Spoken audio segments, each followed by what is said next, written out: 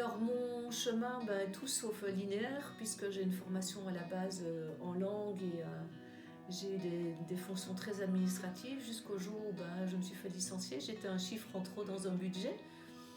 Après, il y a une association qui a capoté et c'est vraiment là. Donc, on avait un projet entrepreneurial avec une associée dans lequel je m'étais profondément investie, mais sans écouter ma petite voix qui me disait que c'était pas le bon chemin. Donc là, j'ai vécu un échec assez douloureux qui m'a invité à une grosse remise en question de mais qu'est-ce que tu veux réellement faire de ta vie? Et là, c'était le début de mon cheminement. Et c'est mon chemin qui nourrit mes accompagnements, c'est mon chemin qui m'a amené à découvrir différentes techniques. Et dans toutes ces techniques que j'ai explorées, j'ai gardé celles qui faisaient le plus écho avec moi, celles qui m'ont le plus accompagnée et avec lesquelles je me suis sentie le plus en lien. J'aime voir la transformation. Il peut arriver que sur 1 heure de rendez-vous, je vois déjà juste à la posture de la personne, ou à l'expression de son visage, je vois qu'un changement s'est déjà opéré. Et puis alors après, il y a des retours, un message ou un témoignage ou quelque chose qui me disent « Ok, oui, il y a vraiment quelque chose de profond qui s'est passé. » Et ça, c'est le plus beau cadeau.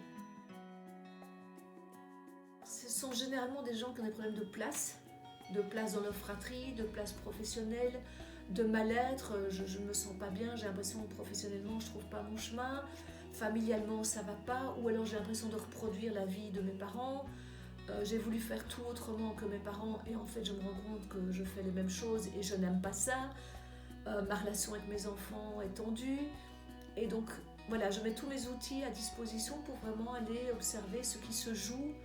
On parle beaucoup d'inconscient, ce qui se joue dans l'inconscient et comment on peut, en changeant de regard sur notre histoire, transformer la manière dont on la vit. Puisque le passé, on ne peut rien y changer. Par contre, on peut changer le regard sur le passé, le regard sur les émotions liées au passé. Et donc, c'est de là qu'on peut se transformer. Puisque ce qui est passé est passé. Donc là, on ne peut rien y changer. Juste l'énergie avec laquelle on en parle. Moi, je dis toujours, et c'est un de mes moteurs, d'ailleurs, qui est inscrit là sur mon bureau, je suis bien plus que mes histoires. Parce que nous avons tous tendance à dire « Ah oui, mais ce que j'ai vécu, mais tu comprends, machin. » Oui, bien sûr, le vécu est là. Le vécu ne définit pas qui nous sommes au plus profondément. Alors souvent, les personnes viennent pour une technique. Ils me disent « Ah, je veux... » Et ma porte d'entrée à l'heure actuelle, c'est vraiment les constellations parce que c'est le sujet à la mode. Et les gens me disent « Je veux une constellation. » Et il arrive régulièrement que je dise « Est-ce que vous êtes sûr ?» Et parce que là, il y a un gros pataquès émotionnel. Parce qu'une constellation peut être confrontante. Donc parfois, j'arrive à dire, on va d'abord faire un flacon de fleurs de Bach, vous allez les prendre et puis vous reviendrez dans 3 semaines, 1 mois, quand l'émotionnel sera un peu apaisé.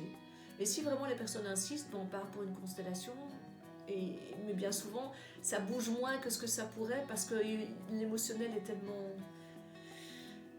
L'émotionnel douloureux est tellement important que la première étape, c'est de prendre soin de l'émotionnel douloureux. Parce que dès qu'on ouvre un champ de constellation, boum, il y a toutes les émotions qui montent.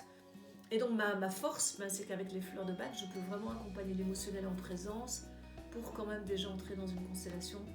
Ou alors, je vais proposer de faire un calcul avec le tarot pour comprendre avec quoi je me suis incarnée. Et donc, une fois qu'on a fait ce calcul avec le tarot, on peut installer une constellation au rendez-vous suivant ou proposer des fleurs de Bach au rendez-vous suivant ou même au rendez-vous tarot pour voir comment accompagner ce que le tarot vient montrer. Fini.